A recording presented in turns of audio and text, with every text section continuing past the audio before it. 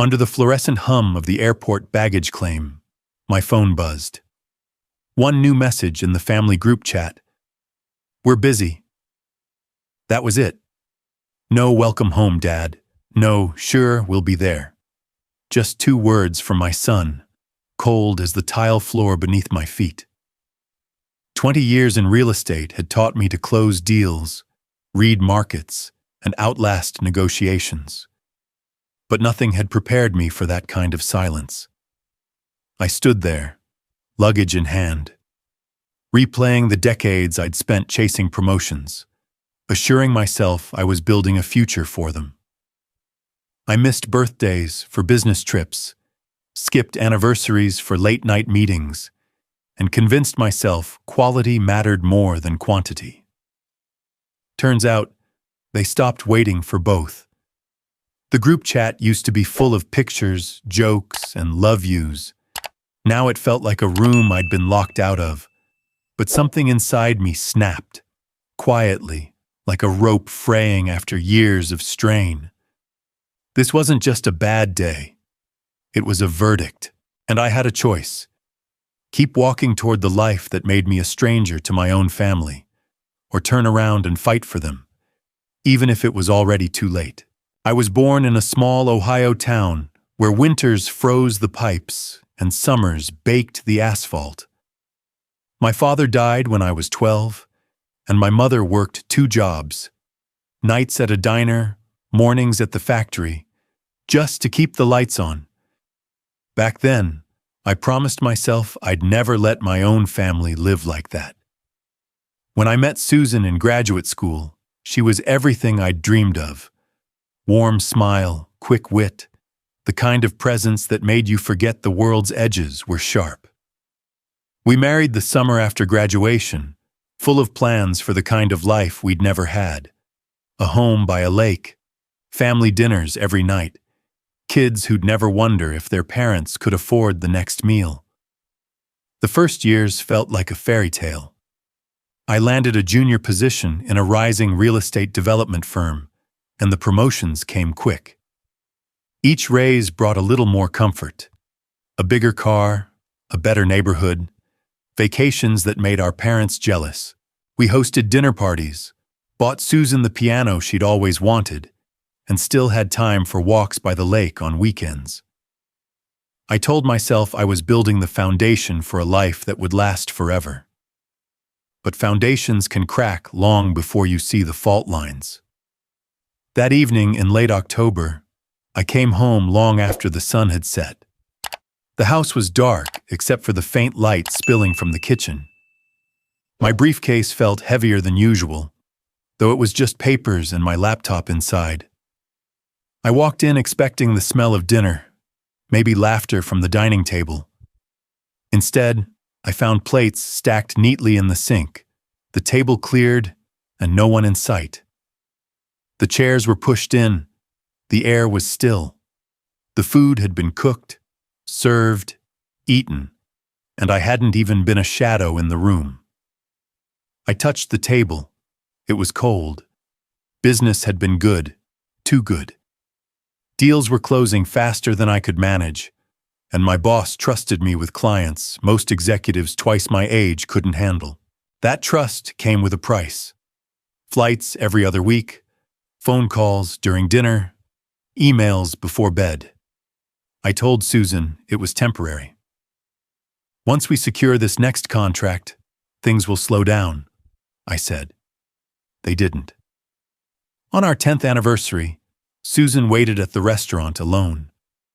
My quick meeting had stretched into a working dinner with investors. I called between courses, promising to make it up to her. The silence on the other end of the line said more than her words ever could. Ryan, our son, was 9 then. He played forward for his school's soccer team, and I'd promised him I'd be there for the final game of the season. That Saturday, I was stuck in traffic on the way back from an out-of-town meeting, watching the clock tick past kickoff. When I finally pulled into the driveway, Ryan was already home, sitting on the porch with his gear bag. He didn't say a word when I walked up, just nodded once and went inside, That night, I told myself I'd do better. Just one more project. Just one more bonus. Just one more reason to believe all this was for them. A few weeks later, I learned something that should have gutted me, but instead, I filed it away like another overdue task. Ryan's school was holding an awards night for academic achievement. His name had been on the guest list for parents of honorees. Mine wasn't. I didn't even know the event was happening until Susan mentioned it in passing. Ryan, it turned out, had personally removed me from the list. He'd told the teacher I was too busy to come. I sat alone in my office that evening, staring at the skyline I'd helped build, realizing I'd become a stranger in my own home. The skyscrapers felt taller, the streets below smaller, and somewhere in between, I'd lost the people I was supposed to be building all this for. I didn't know it then, but the real cracks weren't in the walls of my house. They were in the walls of my family, and I'd been the one laying the bricks. It started with little changes I almost didn't notice. Susan had always been busy. Between raising 2 kids and managing the house, her days were full. But now there was a rhythm to her absence that didn't match the old patterns. Wednesday nights, she'd be dressed a little nicer, hair done, perfume faint but deliberate. She said she was meeting friends or running errands, and I believed her. I wanted to believe her. One evening, I came home early from a meeting that had been canceled last minute. The house was quiet, except for the hum of the refrigerator. On the counter was a flyer for Beginner's Ballroom Dance Class, Wednesdays at 7. The instructor's name was circled in blue pen. I didn't recognize it. When I asked Susan about it later, she smiled like it was nothing. A friend invited me. It's just for fun. She didn't say who the friend was. I didn't ask. Or maybe I didn't want to know. Emily, our daughter, was 17 and in the middle of her final year of high school. She'd grown into a young woman faster than I could process, and I was constantly playing catch-up on her life. One night, over dinner, she casually mentioned her track coach had given her a ride home after practice. "Coach Miller's the kind of guy who's always there when you need him," she said, without looking at me. I forced a smile, but her words sat heavy. I should have been that guy. The walls between us weren't built overnight. They rose brick by brick, each missed moment and each unasked question stacking higher until I couldn't see over them. But the worst part was that they'd learned how to live without me, and they were doing it well. The third blow came when I stopped by Emily's school to drop off some forms. The receptionist asked me to verify my contact information. She flipped the file around, and there it was. My name had been removed as the first emergency contact. In its place was Susan, followed by her sister, and then Coach Miller. My pen hovered over the form, but I didn't change it. I walked out into the cold air feeling like I'd been erased. A week later, Susan brought up counseling. We were in the kitchen, both pretending to be busy. She was rinsing lettuce, I was scrolling through my phone. "Richard, maybe we should see someone," she said. "A family therapist. It could help." I didn't even look up. "We don't need therapy. We just need more time together. Things will get better after this quarter." She nodded slowly, but her eyes told me she didn't believe me. When Emily received a letter announcing she'd won a merit-based scholarship, Susan told me the school was holding a small ceremony. I promised I'd be there. That week, one of my top clients invited me to an exclusive dinner to celebrate the close of a major deal. I told myself it was a once-in-a-lifetime opportunity. The night of the ceremony, I was sipping champagne in a private dining room downtown, while my daughter stood on a stage, scanning the crowd for a father who never showed. I came home late, the house dark. On the kitchen table was a program from the ceremony, with Emily's name highlighted in yellow. Next to it was a small glass trophy, the kind that catches the light even when you don't want it to. The next day, I met my old college friend Mark for lunch. We'd kept in touch over the years, though I'd been guilty of canceling more than a few of our meetups. Over coffee, he leaned back in his chair, studying me. "Can I ask you something?" he said. "Do you think Susan's happy?" I laughed it off, but he didn't smile. "I mean, are you sure she's not finding happiness somewhere else?" His words cut deeper than I expected.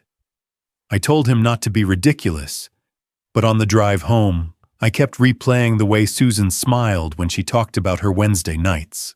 I walked into the house that evening, hearing muffled laughter from upstairs.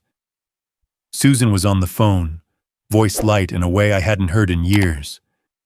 I stood at the bottom of the stairs, listening for a name, a clue, anything that would tell me the laugh was for me. It wasn't. That night, lying in bed beside her, I stared at the ceiling and realized something I'd been avoiding for months. They weren't waiting for me to come back anymore.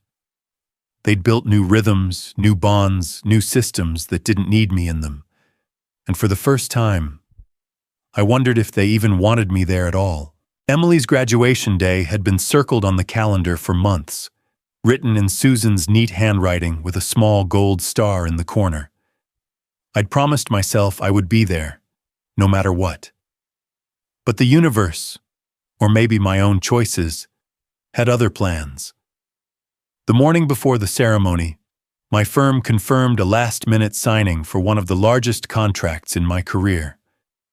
The meeting was in Chicago. If everything went perfectly, I could catch the afternoon flight back and make it just in time for the ceremony. I told Susan I'd be there. She didn't look convinced. The meeting ran long, negotiations spilling past lunch into the late afternoon.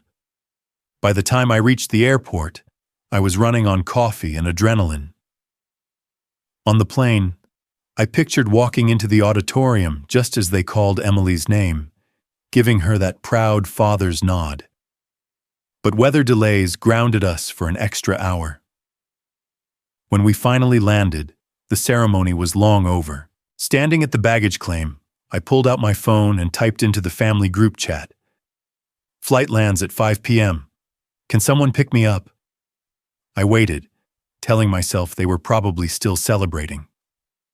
The reply came minutes later from Ryan. "We're busy." 2 words, nothing else. I stared at the screen, my reflection faint against the glass of the phone, and felt something collapse inside me. A notification popped up. Ryan had posted on social media. It was a photo of him, Emily, and Susan at a restaurant table, smiling. Next to Susan sat a man I didn't recognize, his arm resting casually on the back of her chair. They looked comfortable, like he belonged there. The caption read, "Family dinner." When I got home, the house was quiet.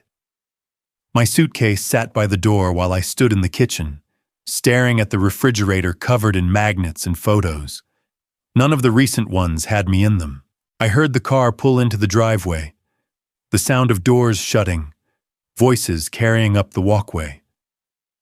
They came in laughing, the warmth of their mood immediately clashing with my cold silence. Susan glanced at me. "We thought you'd be late," she said. "You didn't miss dinner, we just ate earlier." I asked who the man was. Susan's eyes hardened. "A friend," she said simply, before walking past me to the sink. That night, I couldn't sleep. Around midnight, I found Susan sitting in the living room, scrolling through her phone. "We need to talk," I said. She set the phone down and folded her arms. "Richard, I've been thinking about leaving for 3 years. I stayed because I thought maybe you'd notice us again. But nothing changed." Her words hit harder than Ryan's text. "You were gone more than you were here," she continued.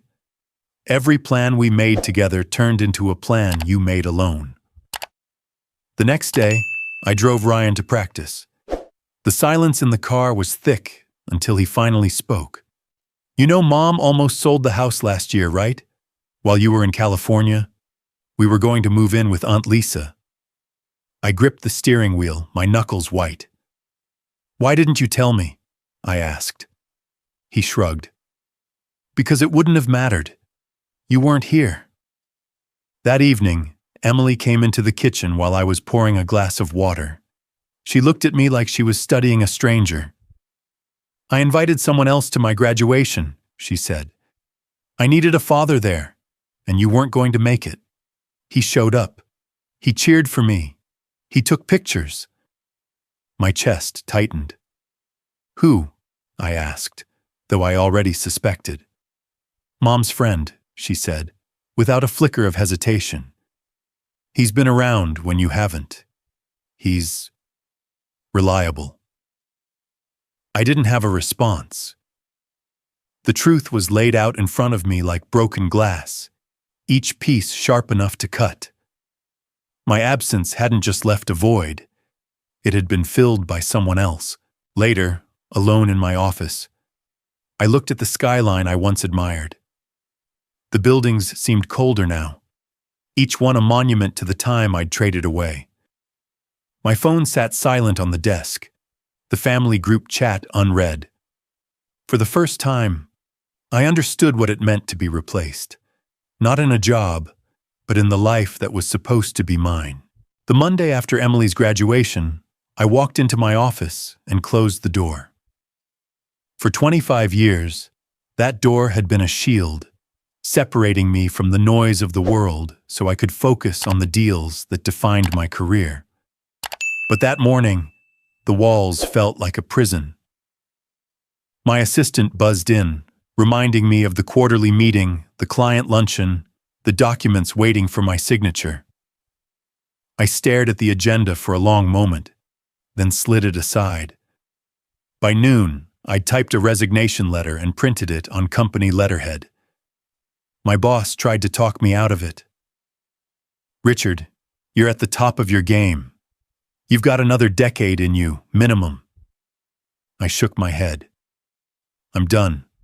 I've spent enough years building things that don't matter to the people who matter most." He warned me about the bonus I'd be walking away from. 6 figures, maybe more. I told him to give it to someone else. That night, I went home and sat with Susan in the kitchen. The papers were in my briefcase, the ink still fresh. "I resigned today," I said. "I'm done traveling. I'm done missing everything. I want to fix this." She studied me for a long moment, her expression unreadable. "And how do you plan to do that?" "I'm selling the boat," I said. "We'll pay off the house, clear the debts. No more luxuries, no more excuses." It was the same boat I'd insisted on buying 5 years earlier, a gleaming symbol of success we'd used only twice. I thought she'd be relieved, maybe even moved. Instead, she crossed her arms. "That's something," she said slowly. Then, with a tone that chilled me, she added, "But I'm not sure we're still a family to save." Her words sat between us like a closed door. The next week, I put the boat on the market and accepted the first reasonable offer.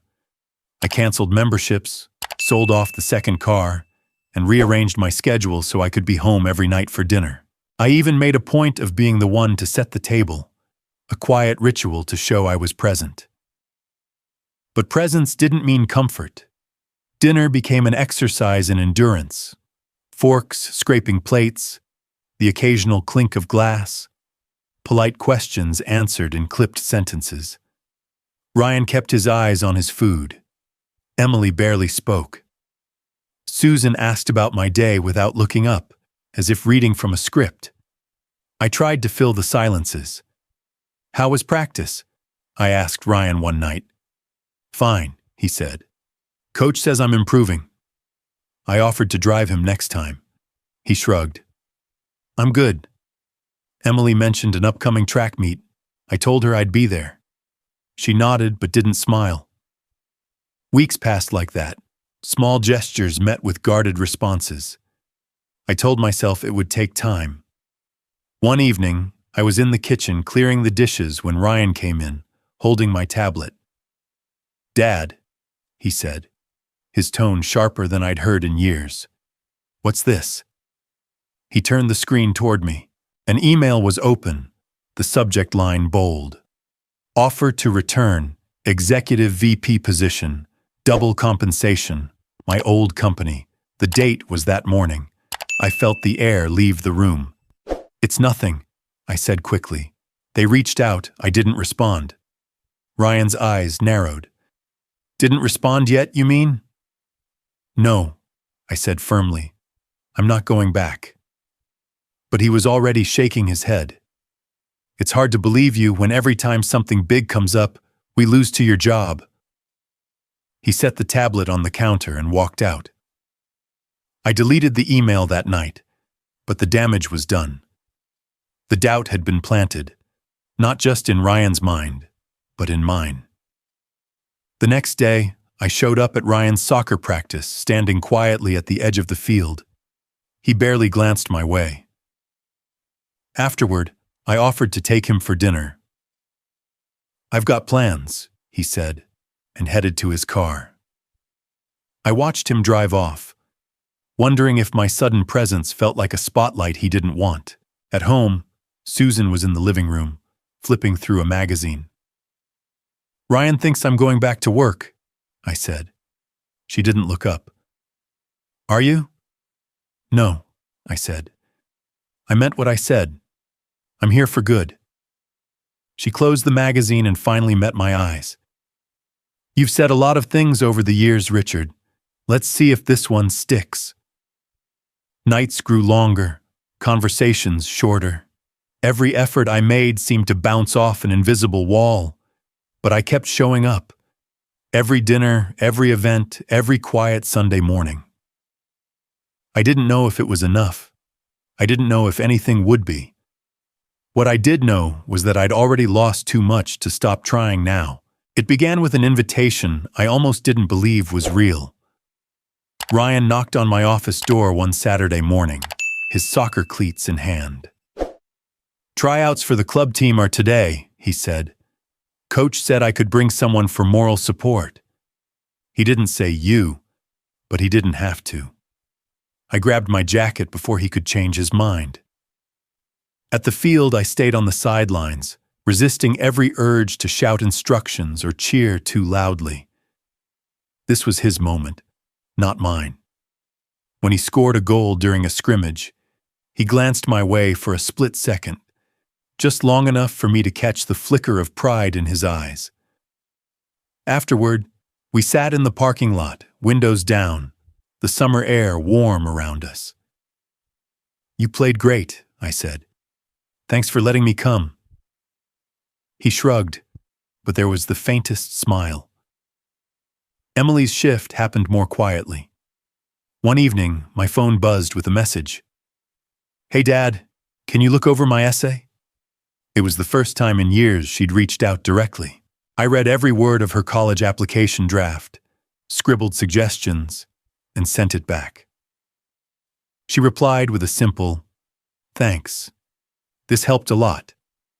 It was small, but it felt like the first brick removed from the wall between us. Weeks passed, and the dinners grew less tense. Susan still measured her trust in teaspoons, but I caught her watching me sometimes, like she was trying to decide if I was real this time. I made sure my phone stayed in my pocket during meals. I said yes to every invitation, no matter how small. Just when I started to think we were turning a corner, my body betrayed me. It happened one Tuesday morning while I was mowing the lawn. My vision blurred, the world tilted, and the next thing I knew, I was waking up in a hospital bed with tubes in my arm and a monitor beeping beside me. The first thing I saw was Susan, asleep in the chair next to me, her hand still resting on the edge of the bed. Ryan was in the corner, earbuds out for once, and Emily sat cross-legged in another chair, scrolling her phone but glancing at me every few minutes. When Susan noticed I was awake, she leaned forward.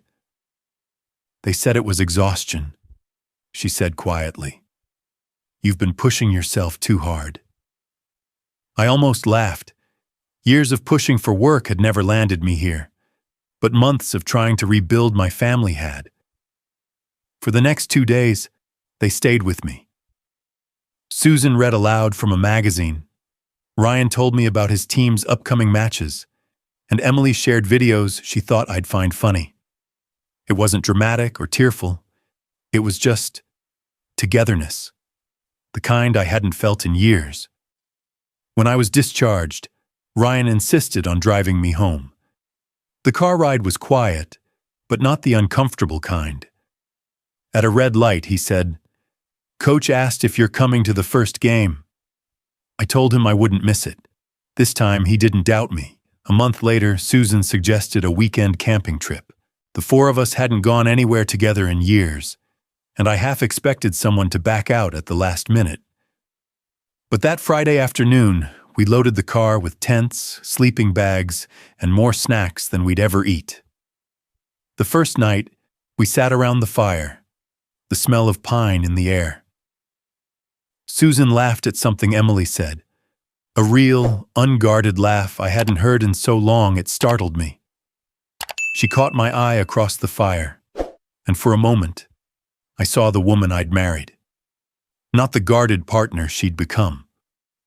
The next morning, Ryan pulled out his phone and took a selfie of the 2 of us holding our mugs of coffee. Later, I saw he'd posted it in the family group chat with the caption, "First one in 5 years." No one said it out loud, but I knew everyone in that chat saw it as more than just a picture. It was a signal. On the last day of the trip, as we were packing up, my phone rang. The name on the screen made my chest tighten. A former client. One who could offer the kind of deal I used to dream about. For a heartbeat, I imagined answering, hearing the numbers, feeling that rush again. Then I saw Susan loading the cooler, Ryan folding the tent, Emily tossing her backpack into the trunk. I pressed the red button and slipped the phone back into my pocket. Susan noticed.